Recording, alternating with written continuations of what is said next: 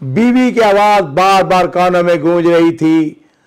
इस वक्त मुसलमान मस्जिद की तरफ जा रहे हैं, आप मस्जिद का रुख क्यों नहीं करते? तुम्हारा नाम कितना खूबसूरत है, अब्दुल्ला, अल्लाह का बंदा।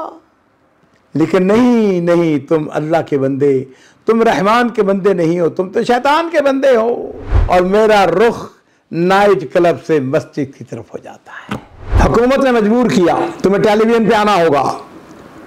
उसने इनकार कर दिया, फिर जेल, कैदखाना, मुकदमात, बदनी सजा। अस्सलामु अलैकुम वरहमतुल्लाहि वबरकातुहू। बिस्मिल्लाह वस्सलातु वस्सलामु अला रसूलिल्लाह। मौजूद नाज़रीन इकराम, हम बात कर रहे थे सोमाल के एक मशहूर गुलकार अब्दुल्ला की, जिसकी बीवी ने उसका इनकलाब बर्पा कर दिया, उसकी ज़िंदगी को तब्दील करके रख दिया। ईमान अफरोज़ वाक़या। वो कहता है कि मैं अपने फ़न में ऊंचा से ऊंचा जा रहा था। हमारी शादी को 5 साल गुजर चुके थे। अपने फ़न में मुब्तला, फिस्को फजूर में डूबा हुआ, नमाज के बगैर, इबादत के बगैर। और फिर अचानक हमारी ज़िंदगी में इनकलाब बर्पा होता है। कहता है 1988 की बात है। एक दिन मेरी बीवी मुझसे कहने लगी, मैं उस शख्स के साथ हरगिज़ ज़िंदगी बसर नहीं कर सकती जो अपने रब का वफादार नहीं, जो नमाज अदा नहीं करता, जिसकी कमाई हराम है, जो सारी रात बाहर गुजार कर फजर के वक्त घर आता है और फिर नमाज भी नहीं अदा करता। कहता है कि मेरे वहमो गुमान में भी ऐसा नहीं आ सकता था कि मेरी बीवी मेरे बारे में इस तरह सोच सकती है। बहरहाल घर में लड़ाई शुरू हो गई। मैं उसकी बातें सुनता, अनसुनी कर देता, एक कान से सुनता, दूसरे कान से निकाल देता। कहता है कुछ दिन गुजरे, मैं हस्बे मामूल फजर से पहले अपने घर में दाखिल हुआ तो उस वक़्त आज़ान हो रही थी, फजर की आज़ान। शहर की मसाजिद में हर तरफ से अल्लाहु अकबर, अल्लाहु अकबर, अशहदु अल्ला इलाहा इल्लल्लाह और हय्या अलस सलाह, हय्या अलल फलाह की आवाज़ें गूंज रही थी। कहता है कि मैं जब सोने के लिए अपने कमरे में जाने लगा तो मेरी बीवी ने मेरा रास्ता रोक लिया। मुझसे कहने लगी, आप मस्जिद में क्यों नहीं जाते, आप नमाज क्यों नहीं पढ़ते, आपने अज़ान नहीं सुनी है? कहता है मेरी ज़िंदगी में ये पहला मौका था कि किसी ने मुझे नमाज के लिए कहा था। मैंने नमाज के बारे में कभी नहीं सोचा था। मेरे जिस्म के अंदर कपकपी, झुरझुरी तारी हो गई। बीवी की आवाज़ बार बार कानों में गूंज रही थी। इस वक्त मुसलमान मस्जिद की तरफ जा रहे हैं, आप मस्जिद का रुख क्यों नहीं करते? ये तो रहमान का बुलावा है, ये मालिक मुल्क की तरफ से दावत है। और कहता है कि फिर मेरे जहन में खैर और शर की कशमकश शुरू हो जाती है, फितरत की आवाज़ बुलंद होती है। कहते हैं मैंने सोचना शुरू किया, तुम्हारा नाम कितना खूबसूरत है, अब्दुल्ला, अल्लाह का बंदा। लेकिन नहीं नहीं, तुम अल्लाह के बंदे, तुम रहमान के बंदे नहीं हो, तुम तो शैतान के बंदे हो। तुमने कभी अपना सर अपने मालिक के सामने नहीं झुकाया। कब तक जिंदा रहोगे, कब तक जिंदगी रहेगी, जवानी कब तक रहेगी? और फिर कहता है कि मेरा माजी मेरे सामने आ गया, मेरे ज़मीर ने मलामत शुरू कर दी। लेकिन फौरन ही क्लब की रानाइयाँ, टेलीविजन, उसकी स्क्रीन, स्टेज, शोहरत, इज्जत, पैसा आंखों के सामने आता चला गया। हाँ जी, क्या मैं बीवी की बात मान लूँ, मैं ये काम छोड़ दूँ? नहीं नहीं नहीं, ऐसा नहीं है। ये मुकाम हासिल करने के लिए मैंने बड़ी मेहनत की है, देर रात जद्दोजहद की है। नाज़रीन किराम, कहता है कि मैं ये सोचते सोचते हस्बे आदत सो गया।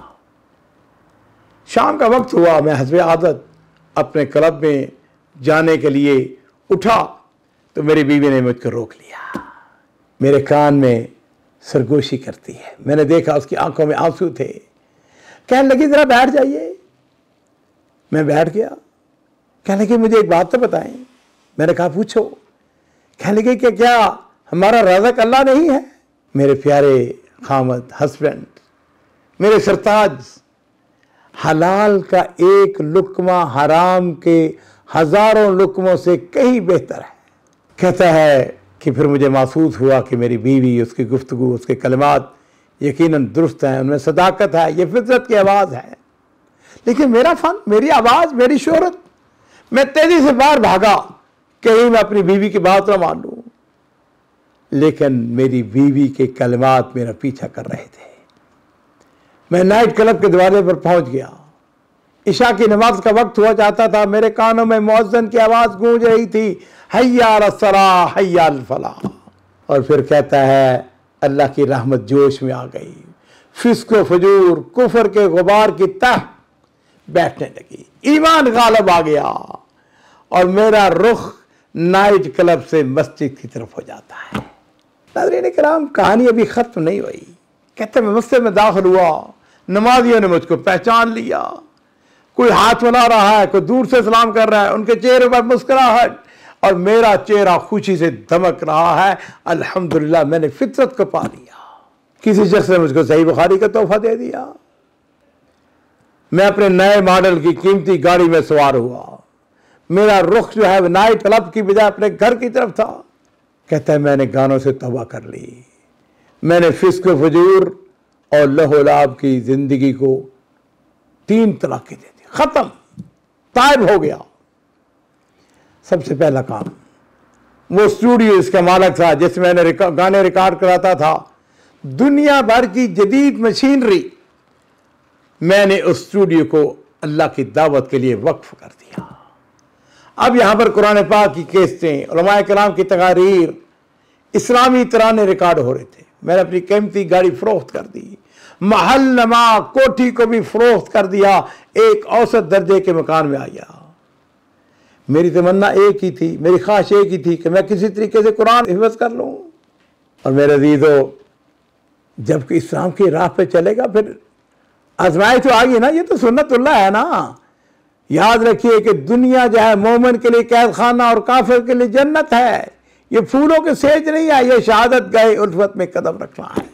कहता गाना मैंने बंद किया, रिज़्क़ के दरवाजे बंद हो गए, आमदनी को कोई जरिया नहीं रहा। शैतान ने कई दफा बहकाया, माजी याद आया, पुराने दोस्त आ गए और उन्होंने मुझको पेशकश की। अब्दुल्ला, एक रात मुआवजा तुम सोच भी नहीं सकते। जो पहले रात कमाते थे ना, पहले जो पैसा कमाते थे उससे 2 गुना, 3 गुना, 5 गुना, 10 गुना ज्यादा देने के लिए तैयार कर दे। एक दफा हाँ कर दो। लेकिन नाज़रीन किराम, इसको ईमान कहते हैं। ईमान की खूबी ये है कि जब वो रासख हो जाए, पुख्ता हो जाए, तो फिर इनकलाब बर्पा हो जाता है। अब्दुल्ला ने तमाम मरात, लालच, फ़वाइद सबको ठुकरा दिया। आज़माइश का अगला दौर शुरू होता है। हुकूमत का पता चल गया, अब्दुल्ला ने गाना गाने से तौबा कर लिया है, उसकी मजाल।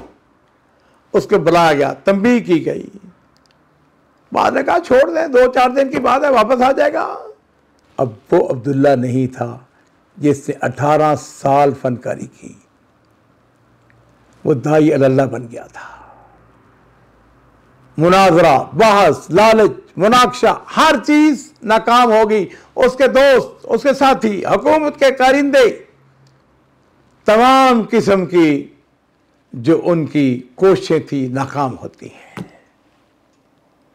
और फिर वही तरीका अख्तियार किया गया जो ऐसे मौके पे अख्तियार किया जाता है। हुकूमत ने मजबूर किया, तुम्हें टेलीविजन पे आना होगा। उसने इनकार कर दिया। फिर जेल, कैद खाना, मुकदमात, बदनी सजा, हर चीज ये अल्लाह का नेक बंदा जो है इसके ऊपर आजमाया जाता है। इसको जेल में डाला गया। लेकिन ये वो शख्स है जिसने अपने रब के साथ सौदा कर दिया।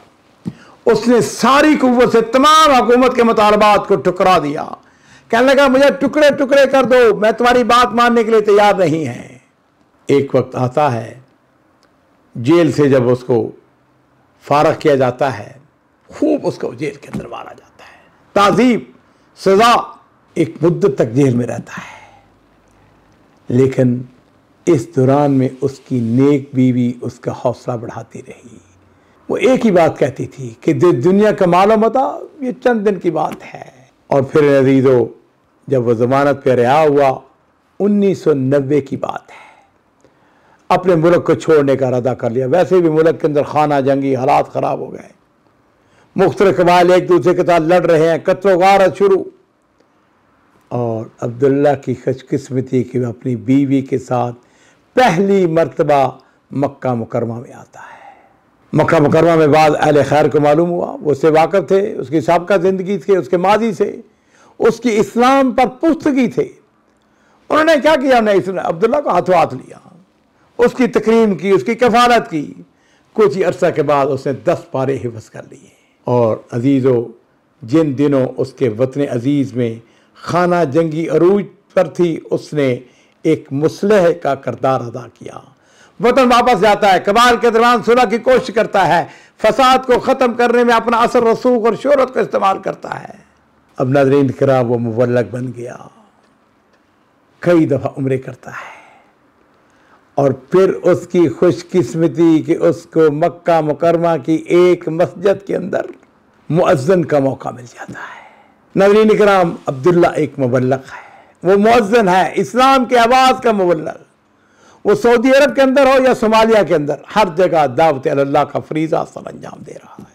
मक्का मुकरमा के अंदर मस्जिद की खिदमत करता है, एक आम छोटी सी मस्जिद का वो मुअज्जिन है, लेकिन हकीकी सादत उसको मिल चुकी है।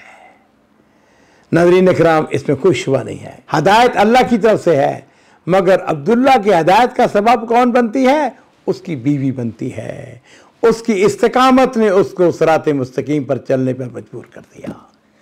मेरे माँ बाप कुर्बान हो, नबी करीम सल्लल्लाहु अलैहि वसल्लम की बड़ी मशहूर हदीस है, आपने इरशाद फरमाया, अद्दुनिया मताउन व खैरु मताइद दुनिया अल मरअतु सालिहा। दुनिया एक फ़ायदा की चीज़ है, और दुनिया की बेहतरीन चीज़ जो है, बेहतरीन पूंजी, वो नेक औरत है।